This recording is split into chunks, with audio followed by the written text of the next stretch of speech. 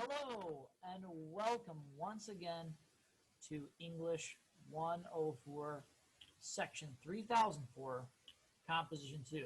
It's Thursday and it's me, Mr. Fowler, here again with my inimitable style to trace some ideas along with you for Composition 2. Now today, I've got a couple of things to go over right away. So let's go ahead and take a look at our agenda. Then we'll get into some of the text for The Princess Bride as we begin that unit. All right, I'm going to share a screen with you here.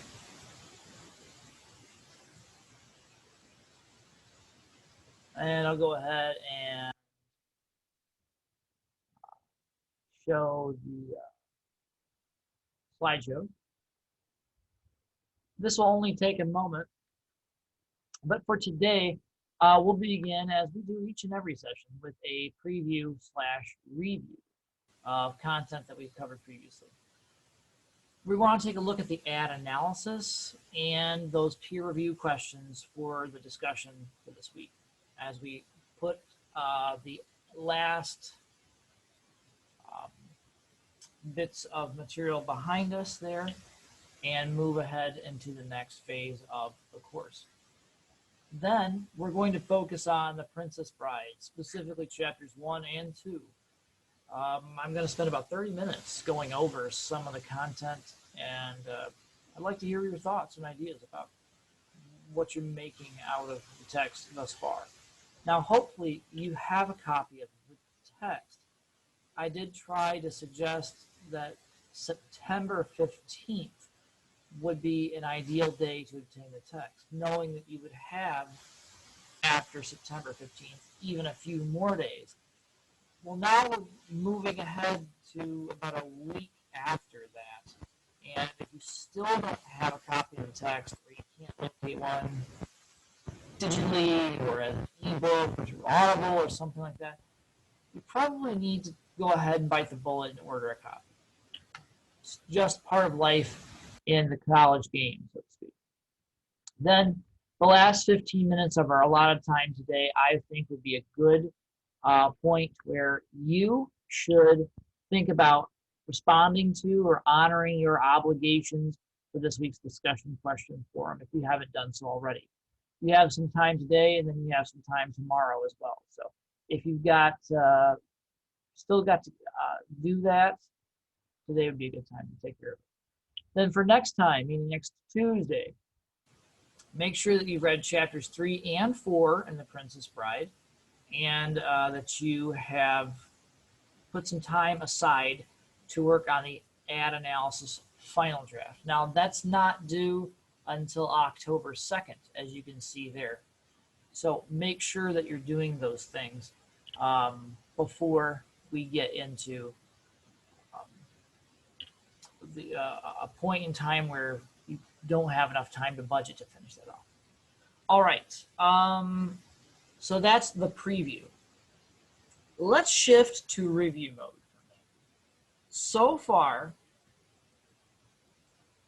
we have taken a look at one of our major assignments. Wow, I did not want to get that lecture.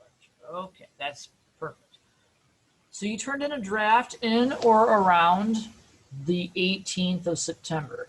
This week, you're revising according to my commentary and the commentary that you received in the weekly discussion question forums from a fellow student. Once you've completed this week of revision, you should be able to then take those notes and concepts and apply them to a second draft of the project. Excuse me. That revision, which we're talking about, will be due then, of course, on October 2nd. So this should be an easy experience for you than perhaps writing and structuring the initial essay was.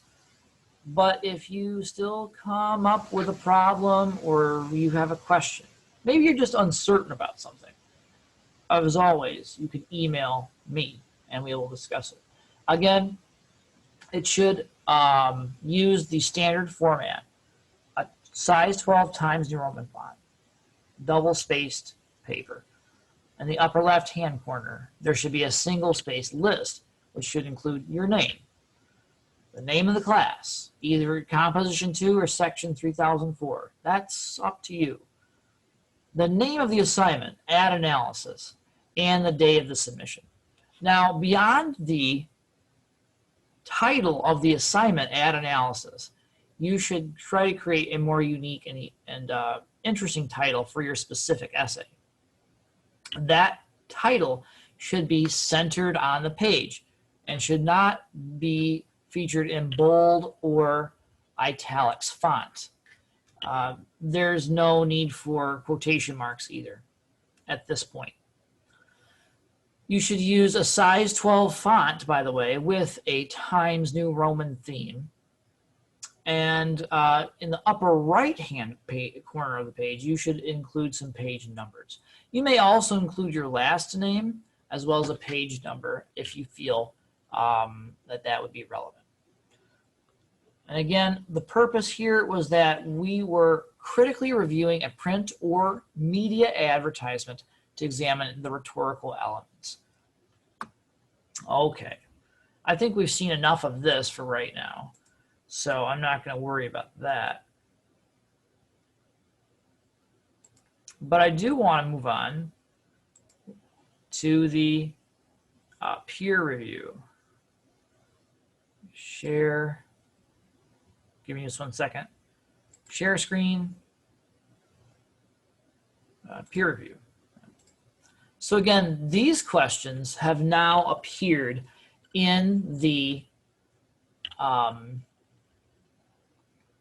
weekly discussions, the week 5 discussions. And as you can see here, the main points are fairly straightforward. What is the author's thesis according to the essay? I tried to outline this or highlight it if I found it relevant. So that might be the blue text that you're looking for in your essays. What, if any, visual or design elements did the author identify in the essay? And is there an effective hook that you found brought you into the entire process? We had some very effective hook techniques in this particular section. I'd say that's true of all of my sections so far this semester. Now, not everybody placed their thesis in the same location. That's fine. But again, in terms of effective hook devices to bring an audience in or engage with the reader, I think we did a nice job with those. Then, does the essay's format adhere to the assignment description? Specifically, did they include multiple body paragraphs? And did they use transitions? That one might be up for debate. So I'd be curious if I were a student writer to see what my instructor or fellow students had to say about how I transitioned from one idea or topic to the next. Does the author find the ad compelling? And again, there's no right or wrong answer. They could say it's ineffective or they could say it is effective. Ultimately, that's up to them, and hopefully they're going to be able to convince you to adopt their perspective if they've done an adequate job in their writing. Lastly, does the author need to use effective in-text, parenthetical, or works cited page citations? Some of you went above and beyond the call and did use effective works cited and parenthetical citations. However, it wasn't actually required for this particular assignment. And as such, you probably have an easy answer here most of the time.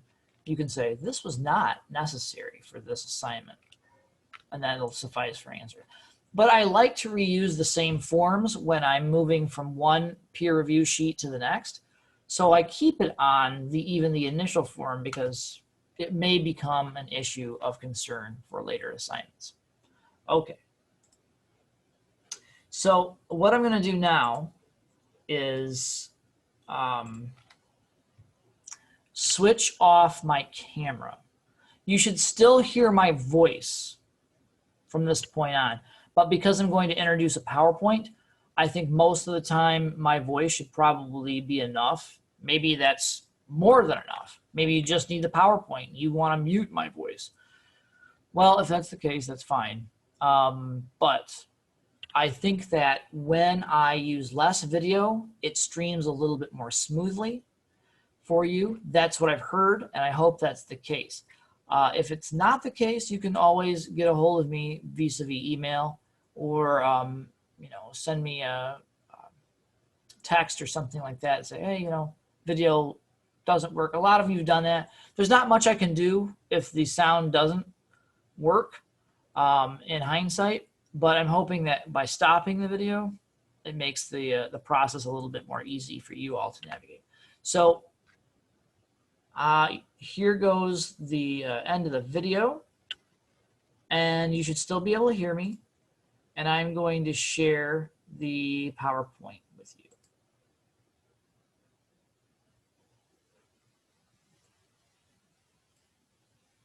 Okay. I'm going to go to home, and I'm going to play from beginning. So we've already gone over today's agenda. Hopefully you can hear my voice still. We've gone ahead and taken a look or reviewed issues related to the ad analysis and the peer review questions. Last time we took a look at the introduction, and I broke down some of the points related to why this book was designed in the way, in the fashion that it was. And in the introduction, we understood that William Goldman, the author, actually did not have a son named Jason. He did not, listen to a version of The Princess Bride as a child by S. Morgenstern. There is no S. Morgenstern. There is no Florin. They're all made up. But what he wanted to create was a sense of the power that storytelling can create, and the sort of influence that occurs between the listener and the teller of the story, and how that is a special relationship, and that its power can actually transcend just the mere reading of a fairy tale or a story, and actually make an impact on our lives, because this act of storytelling itself is almost like a sacred art. The person who tells the story imbues the story with a particular version of themselves, and when that version gets translated into print, that is a version of a person's ideas, thoughts, and concepts that's able to go on or transcend even their own lifetime. But today I want to shift our focus a little bit and focus on the text of The Princess Bride itself, the story within the frame of the story. So in the introduction, we're treated with a version of how Goldman comes to encounter the story of The Princess Bride. But since there is no S. Morgenstern, or is no unabridged original text, why go to all this pretense? So the story of the story, or the frame device, is really important to understanding what Goldman seeks to do. We're given a version of Goldman as a boy. We are treated to the fact that he's a Chicago native, a sports enthusiast, and we know that he has a particular degree of fascination for baseball, but also football. He mentions Bronco Nagurski, a former famous Hall of Famer, notable Bear player. And interesting side note about Bronco Nagurski. Later, really late in his career, Goldman wrote an adaptation of Stephen King's novel Hearts in Atlantis. And in Hearts of Atlantis, there's a wonderful story about resiliency. And it's all structured around the return of Bronco Nagurski to football. He comes in for a couple of games, specifically one against the St. Louis Cardinals, who at the time were the Bears, Chicago Bears' main rival. Sorry, Green Bay fans, your team is really good, but you weren't always excellent.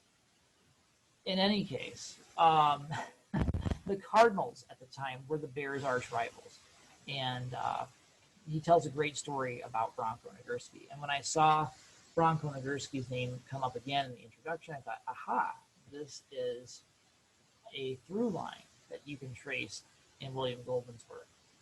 He also mentions Cubs third baseman Stanley Hack as in a passing note to his instructor, Miss Rodzinski.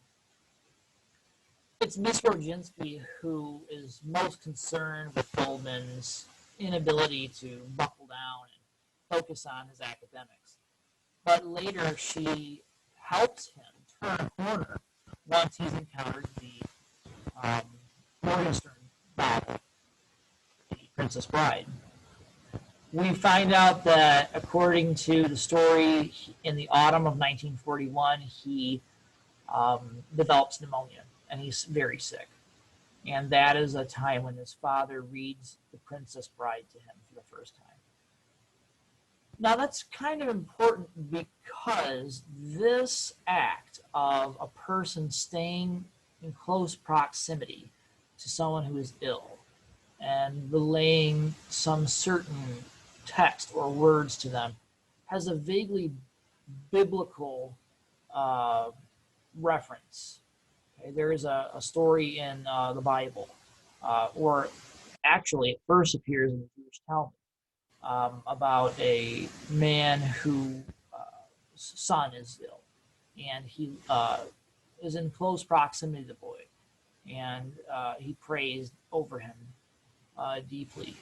And if you believe in the types of miracles that are referenced in those texts, he does recover. So I think that in the background, this concept is beginning to manifest itself in the work of Goldman. That there's something special about storytelling. There's something special about the proximity and the dedication of a parent toward his or her child. And I think that's really what cuts to the core of The Princess Bride. We also get a version of William Goldman as a more successful author, an adult. He explains that at age 26, his first novel flops, but he sends an advance copy back to his old teacher, Miss Rodzinski, who sends him a congratulatory note. And the note says that, I am so proud of you. I couldn't be more proud if I were even S. Morgenstern. And she recognizes S. Morgenstern again as this hinge point text for William Goldman and his turn to all things literary, stemming from a fascination with and interest in high adventure and romance stories. In December of 1972, we find him swimming in the pool of the Beverly Hills Hotel when he realizes that after receiving a call from his wife, Helen, the often described world-famous psychologist, that his son, Jason, is turning 10 years old. And the big plan, of course, is to get him a 10-speed bike. But Goldman realizes that somewhere in his memory, he had at some point intended to get Jason a copy of The Princess Bride. And so he goes into a flurry, calling every major bookstore that he can think of. None of the bookstores in LA, where he's currently residing, have the book. And he calls Helen back and has her do some research, calling for several different bookstores that he thinks may have The Princess Bride. After all, New York is a very cosmopolitan city, and if there's a bookstore that's going to have anything or everything in the world, that would probably be the place to look. But as it turns out, almost no one has the book. So he finally gets a hold of a gentleman in a store called Abramowitz, I think it is, Abramowitz Books. And he has not only a copy of The Princess Bride in English, but a copy in the original Florinese, as written by S. Morgenstern. So he sends his lawyer out because his lawyer is still in New York. And he says, I'll really owe you. And his lawyer goes out into a New York blizzard to retrieve the books, and he has them shipped to Goldman's New York address. Now, when he, meaning Goldman, returns home to New York, one of the first things he does is sits down with his wife, Helen, and his son, Jason, to a nice family dinner. And it's during the dinner that he actually begins to question Jason on whether he liked the book. And Jason's a bit obtuse about his reaction. And Goldman is incensed because he's like, I can't understand why anybody wouldn't love this book. It was my favorite book as a child, and I loved it. And this cuts to the quick of something I was told when I was going through teacher training. They said, never teach a book that you actually care about or you like. Your students will break your hearts because they won't enjoy it. I don't know that I find that to be true often, but in any event, that did happen with William Goldman. So frustrated, he picks up the books and begins to read them, and that's when Jason's difficulty crystallizes for him. It turns out that the book by Morgenstern was very dense and contained all sorts of odd alleys and foibles and details that he didn't remember. And he realizes in rereading the text himself that there were things his father edited out on the fly. And so he realizes that he needs to bring that version of The Princess Bride to bear and bring that into life.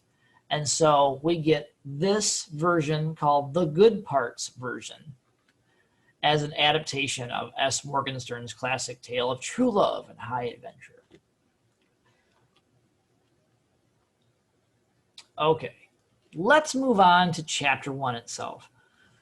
We start pretty early with a series of explorations that have to do with fairy tale tropes.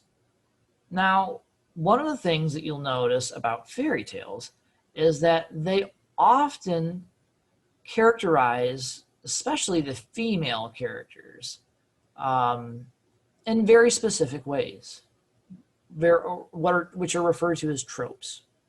Right? They happen so commonly that you recognize the ideas. Even before you see the Disney adaptations, you know by rote what some of these same elements are going to be. Right? Buttercup, in particular, is described as the latest in a series of most beautiful women in the world. And that's an odd one to approach so quickly. Most fairy tale princesses are denoted as physically attractive. And this leads to another question that I have. Earlier in the introduction, as he's sitting poolside, Goldman encounters a very attractive young starlet named Sandy Sterling. And I wonder if, in creating the introduction, he wanted us to have an idea of this perfect or idealized woman. We know she's a Hollywood starlet, which probably suggests she's relatively physically attractive. And I wonder if those undertones are planted there very subtly by William Goldman. I would not be surprised if that were the case. But whether or not Sandy Sterling is supposed to be a representation of a modern version, modern meaning contemporary, okay, she's playing into a larger ploy that exists in relationship to Buttercup and the other female characters. And it's a medieval concept that we now know as dated and simply not true. But according to medieval thought, a lot of times there was a denotation between attractiveness, physical attractiveness, and goodness. And you see this played out even today in modern comic books, which is a kind of fairy tale that we still carry into modern or contemporary society. And of course, in terms of the film industry, we see a lot of films now dedicated to superheroes because they fulfill some of these fairy tale and mythological needs that we have as a society. And if you know anything about uh, comic books typically feature mostly male heroes, and of course they're designed and described as being at the peak of physical ability in large part. Even Iron Man, whose powers come from a suit, like Iron Man, as long as he could get in a suit, he'd be fine, right? He wouldn't have to work out. But even he is depicted or drawn in a way that suggests he's at the height of masculine, fitness. And the villains that appear in these comics, they're all sorts of shapes, and they're always sort of contorted or featuring asymmetrical features. They could be overweight, they could be pocked skin, something like that. And while there are certainly some heroes that often buck the trend, more often than not, generally you can see the same idea sort of playing out. Now we know through our own more sophisticated contemporary media that this is an idea that might be changing, or that perhaps at least needs to be challenged or investigated in some ways.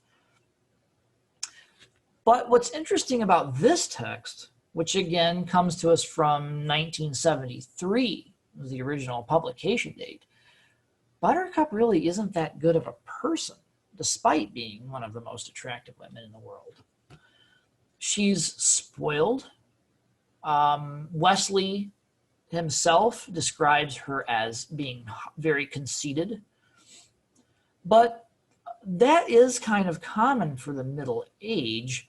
Or rather, sorry, I skipped ahead there. She also demonstrates a lack of personal hygiene, which is fairly common for the Middle Ages.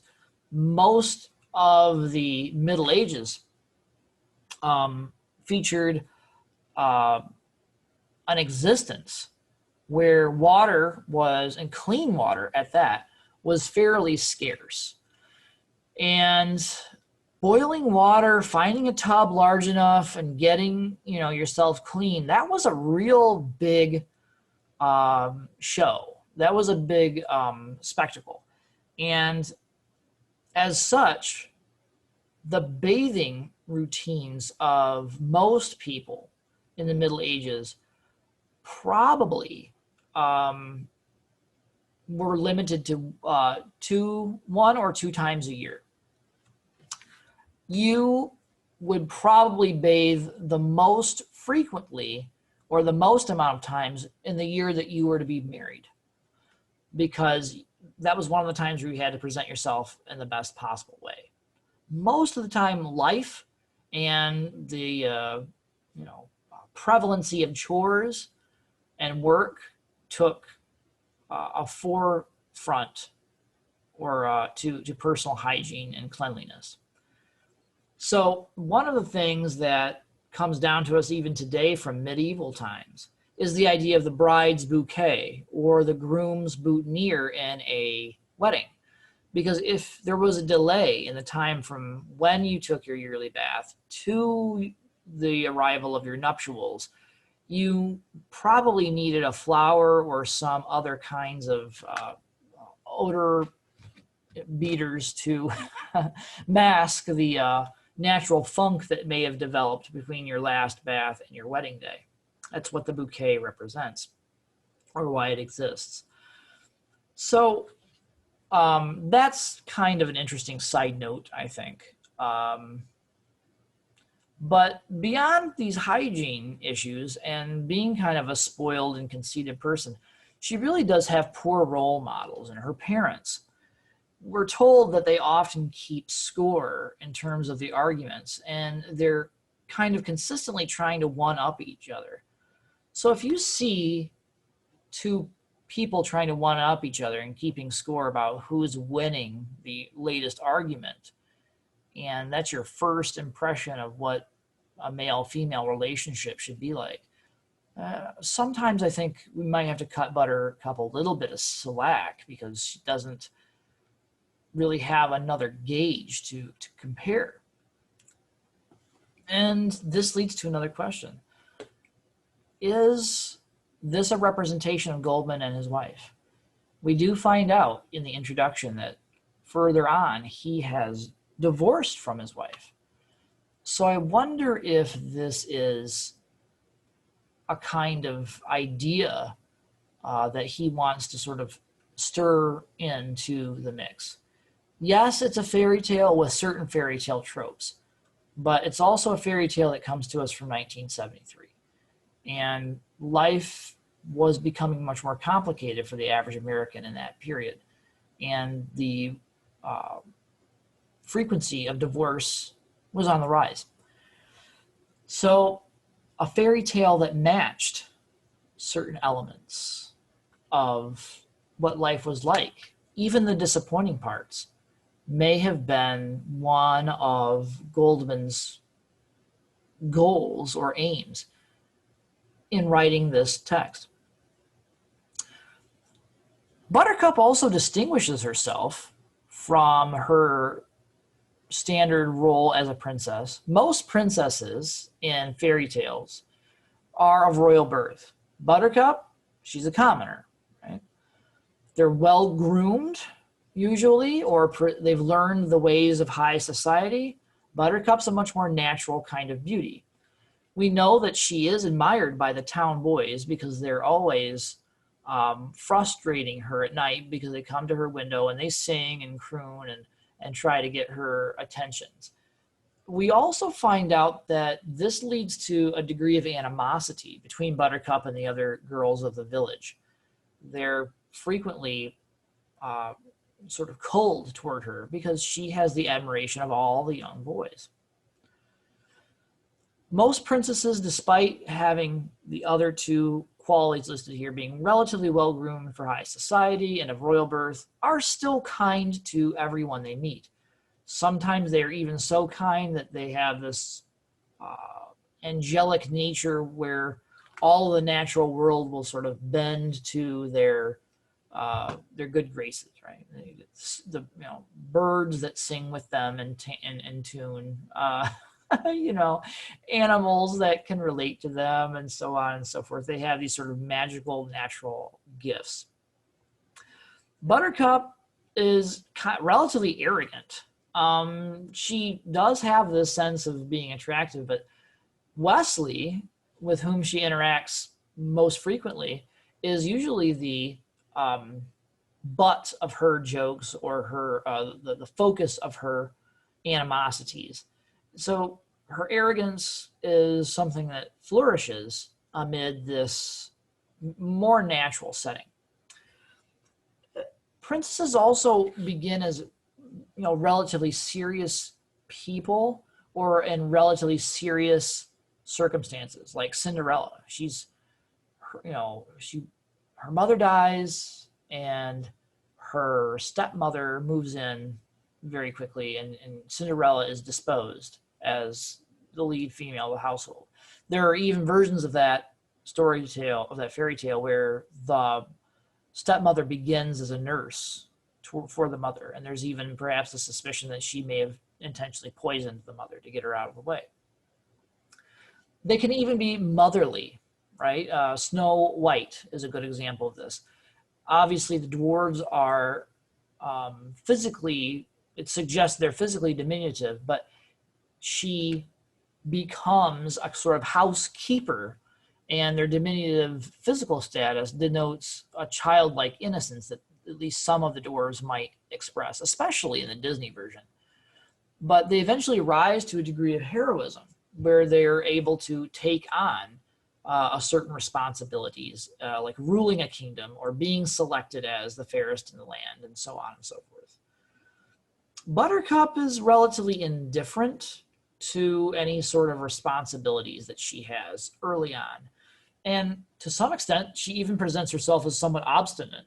Her parents encourage her to keep her appearance a little bit more orderly. They criticize her lack of regimen, of cleanliness, so on and so forth. But when the tide turns, she becomes more serious. She takes more care of herself. She attends to her chores with more diligence. So in these ways, she actually sort of bucks the trend that we see for a lot of fairy tale princesses. And this is kind of a through line for most of the female characters in the first couple of chapters. The list of the most beautiful women during Buttercup's lifetime include Annette, the scullery maid, and she's sort of despised by her employer, the Duchess de Guiche. And she realizes that the Duke of Guiche has eyes for her. So she decides or discovers that Annette has quite the sweet tooth. So she fills the castle with sweets, and pretty soon Annette gains weight, and that only drives the eye of the Duke to another woman. And sadly, it's the mother of the Duchess de Guiche. So the Duke and his mother-in-law end up having a relationship, which just drives the Duchess to stomach ulcers. Meanwhile, Annette, we are told, actually finds love and happiness with the cook who designs all the sweet treats that she likes so much. Later on, we find out that Adela Tyrell is the most beautiful woman in the world as Buttercup approaches her 16th birthday. And she's beautiful, but riddled with anxiety. And even though she marries a man who believes that she's sublimely beautiful, we're told that she gives that man merry hell for the rest of their lives. And this is a unique idea. Women don't seem to be able to capitalize on happiness no matter what they do. The Duchess de Guiche is brilliant. She's cunning and able. She smites her foe in the easiest possible way. But yet, it's still not good enough. Ada Tyrell is beautiful, but her personal anxiety begins to show on her face, literally. It's worry wrinkles or concern wrinkles. And when she marries a man who cares for her, she never is comfortable enough to even believe in her good luck and good graces. So she sort of torments him because she's locked into this idea that he could never truly be happy with her because she is not able to maintain her perceived level of beauty. So it's a sort of damned if you do, damned if you don't analogy that Goldman presents. And that's a very contemporary 20th century frame of thought that I think most of these characters may realistically never have encountered. So what's Goldman trying to suggest about this idea? Are relationships always doomed? And more importantly, why would he focus so much time and attention during a love story? Well, I think part of it is due to his own personal aggression. Helen, his wife, doesn't necessarily get along with him. She's kind, she's pleasant to be around, but she's constantly using her psychological analysis on him and even against him in certain ways. And I think he resents that. Sandy Sterling clearly knows who he is and has designs on using his status as a Hollywood screenwriter to advance her own career. She tries to suggest that perhaps they should, go to dinner together or something like that. She touches his hand. She, suggests physical intimacy with him. He sees what's going on, and even though he's tempted, he realizes that there is something wrong in that kind of behavior. There's something, there's an anxiety that he feels as a target of Sandy Sterling's machinations. The same is true of Annette, the Duchess, and Adelia. Even Buttercup herself, all of them are described in less than ideal terms. So why?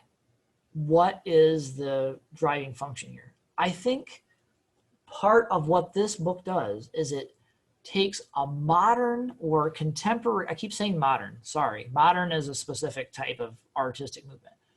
So contemporary, 20th and 21st century frame of thought about romance and true love, and just brings that into a fairy tale setting. Because as they suggest, life and fairy tales are often at odds, right? And so the context of the writing of this book features into its core message. Life is pain. And anyone who tries to tell you different is selling you something.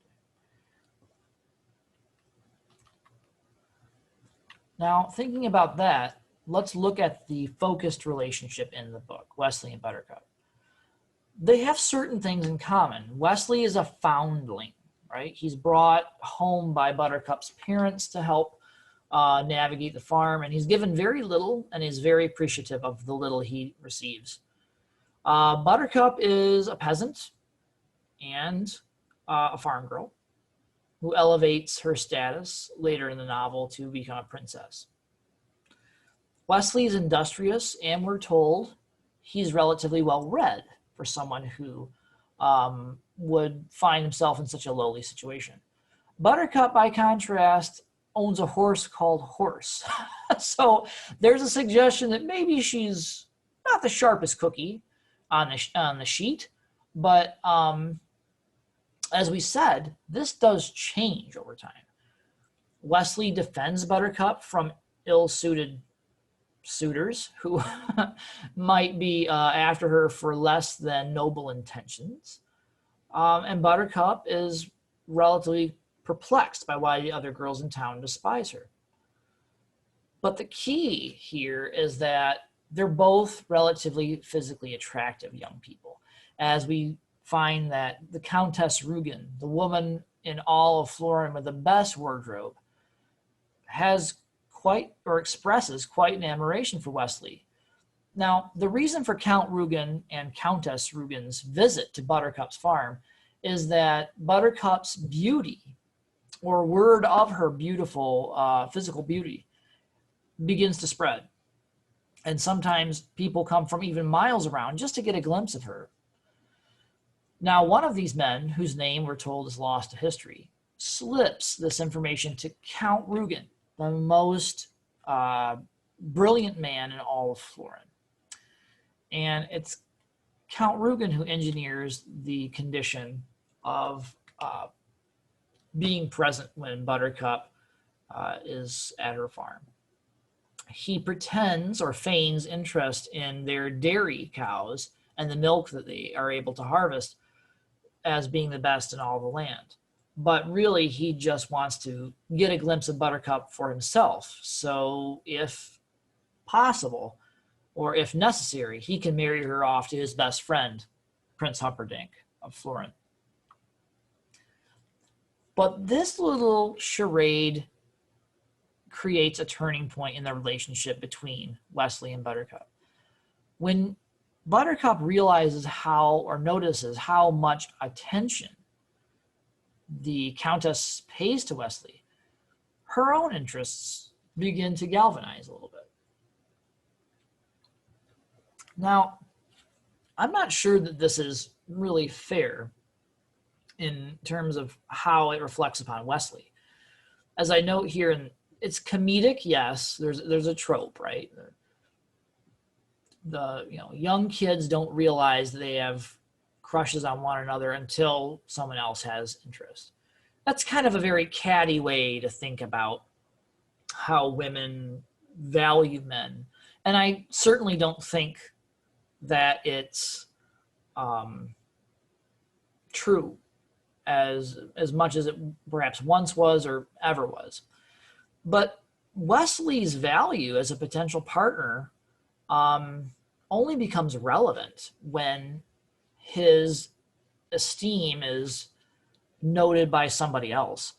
So it's not so much a genuine affection for Wesley that turns her head as much as it is the competition from someone of status who admires Wesley.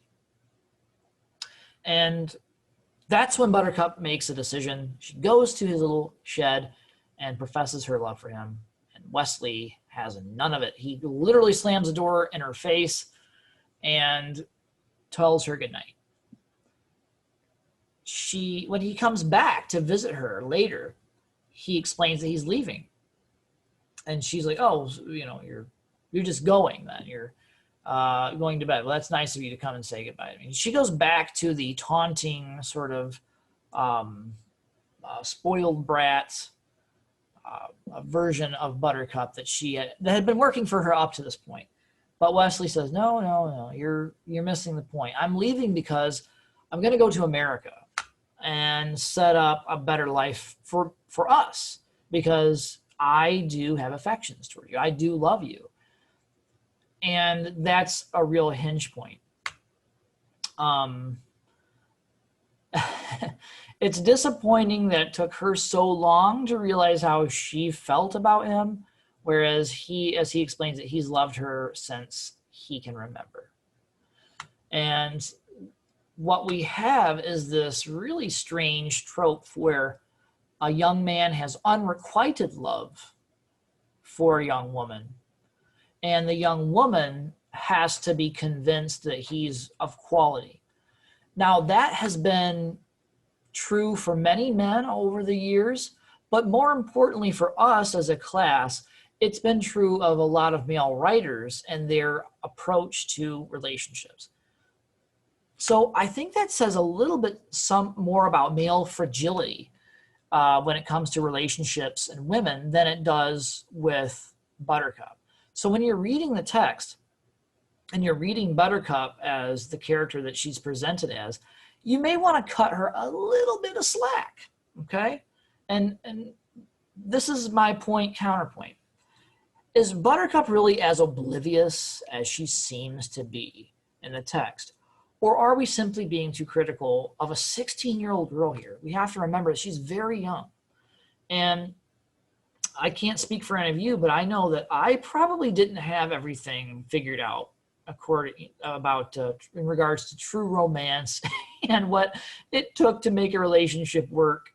Maybe I still don't have that figured out, but I don't think a whole lot of us did. There are people who managed to marry their high school sweetheart and be happy for many years. My parents did that. They just had their 68th wedding anniversary. And they were married when my mom was 17, my dad was 21. So there you go. It's kind of a interesting dynamic that those two have. Maybe that's why I have difficulty reconciling things that occasionally do happen in real life with sort of the reality that I find myself and my friends and other people of my age struggling with.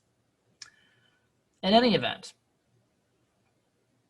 does this paint a rather negative impression of Buttercup? Well, again, I would cut her some slack as a character. Is she all surface and no substance? Well, maybe. But are there universal truths about love? Who to love, how to love, what gender of person to love? I would probably suggest that that's not the case. So each individual relationship, including the one between Wesley and Buttercup, should be taken on its own merits. And that's what I think we should get at when we explore the rest of this text. Now, chapter 2 is comedically short, and we're treated to a whole host of little asides throughout the introduction in the chapter that deal with the frustrations and confusions that William Goldman's editor faced when putting this text together. And he tells us at the beginning of chapter 2 that there's a lot of stuff that needs to be cut out because it just doesn't really help the text go forward. But what we do encounter is a little bit of a profile on Prince Humperdinck, the main villain. And first of all, of course, he's got that great name. It's reminiscent of the childhood fairy tale Humpty Dumpty, I think, in many ways. And maybe a doink or a dink from like the sound that football makes when it hits a goalpost. That's all I was able to come up with there. But certainly Humpty Dumpty, I think, is working in the background. We're told he's relatively athletic and in good shape. He's shaped like a barrel. He's a broad-chested man of 250 pounds. And he's a hunter. And he loves to capture and hunt dangerous animals. We're also given this really funny idea that he walks like a crab. I don't know if that's because he's so muscular or they're trying to connote some sort of John Wayne quality with this character. John Wayne kind of had a unique strut that was sort of crab-like. But I don't know. He's an interesting character. And most of chapter 2 is dedicated to the profile of his character, of his physical bearing, but also the Zoo of Death, which is his man cave, I guess you could say, a sort of home away from home. It's a multi-storied maze, each level containing various deadly and perilous animals that he's collected as trophies and as hunting victories over the years. Tests his reflexes and becomes such a virile stalker of beasts that only he alone, and perhaps Count Rugen also, can ever successfully navigate the Zoo of Death. But we'll find out whether or not that's true later in the book. There is an exception about the Zoo of Death, specifically that the 5th level is kept empty, which is ominous and should be more than an apparent foreshadowing of things to come. Because if you've seen the film, and I'm going to guess many of you have, you'll know that the Zoo of Death is translated into the Pit of Despair in the film adaptation. And it's used mostly to house the Machine. Okay, that takes us to the end of the session for today. Don't forget for next Tuesday to read chapters 3 and 4. I really enjoyed this discussion today. I know that I find the PowerPoints help, and I will post those on Desire to Learn too for your own sense of review if you wish to use them. But I asked for some feedback earlier in the week, and I will continue to do the same. Do you like the PowerPoints, or do you want to see more of me lecture? Tell me your preferences. Email me. Maybe mention them in the discussion questions for this week. Okay, this is Mr. Fowler signing off. Until next time, have a great week, and we'll see you on Tuesday. Take care, everyone.